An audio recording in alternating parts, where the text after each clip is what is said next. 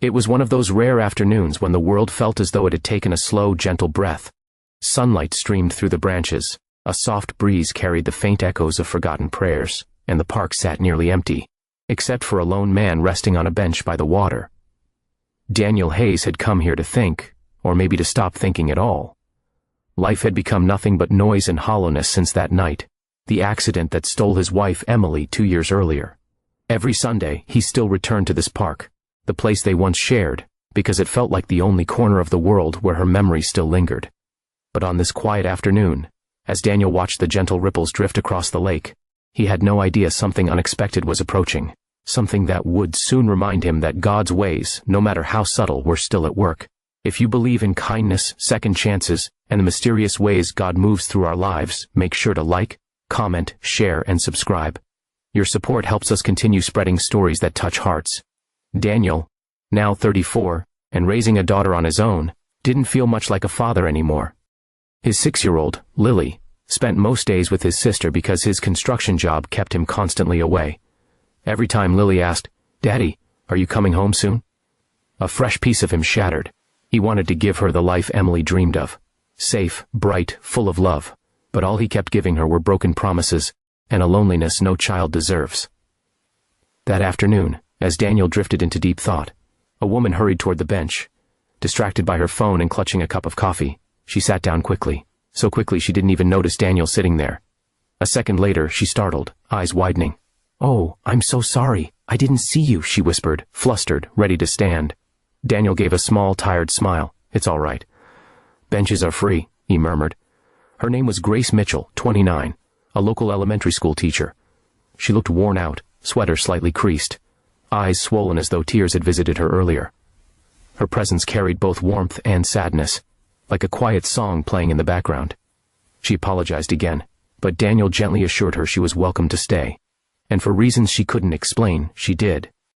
The silence that followed didn't feel strange, it felt peaceful.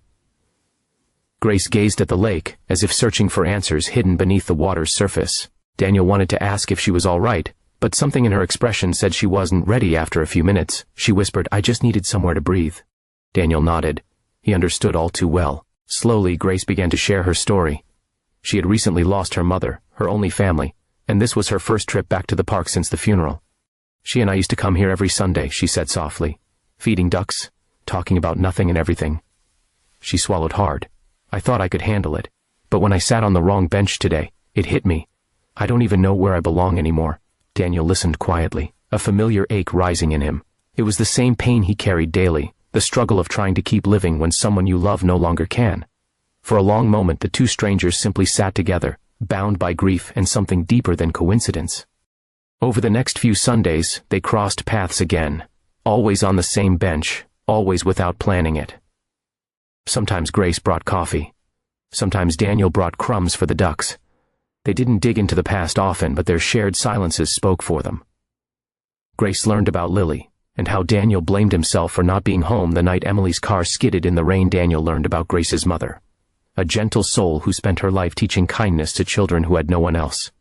Weeks turned into months. Daniel found himself smiling again, small, uncertain smiles that slowly grew more natural.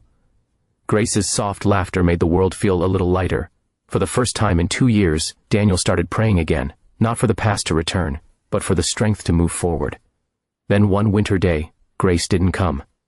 Daniel waited from noon until the sun slipped behind the trees. Restlessness gnawed at him, a feeling he hadn't let himself feel in years. Days went by, still no Grace. He visited the school she'd mentioned, only to learn she had taken sudden leave after collapsing from exhaustion. Without hesitation, Daniel found himself standing outside the hospital that same night, unsure whether he even had the right to be there. But when he finally saw her, pale, drained, yet smiling, Grace looked surprised. "How did you find me?" she whispered. "I didn't," Daniel said softly. "God did." Grace had been diagnosed with severe anemia, worsened by stress and loneliness.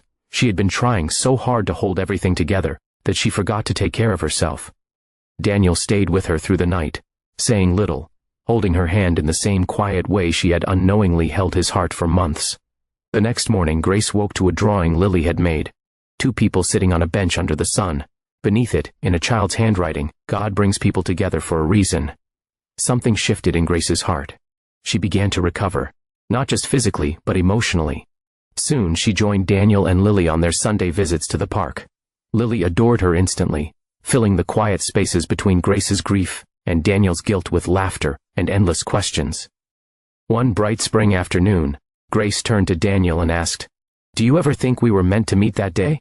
Daniel smiled softly. "You sat there by mistake," he said. "But maybe God didn't think it was one." Time moved forward, steady, gentle, purposeful.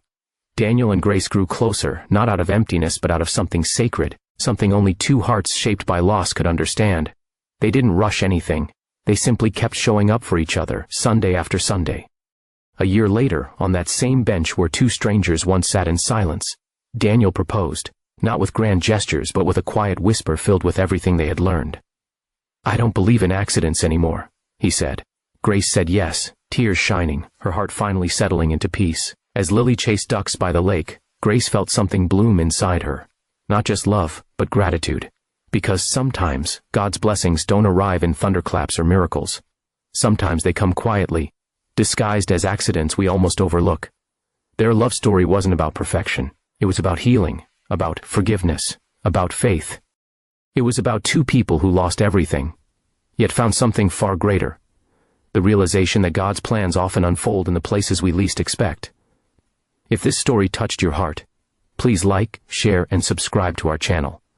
Your support helps us continue sharing stories of hope, kindness, and second chances. Before you go, tell us in the comments, do you believe some people are sent into our lives for a reason?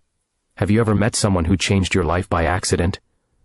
As the sun dipped behind the quiet park, the same bench that once carried sorrow now carried hope, the kind that stays.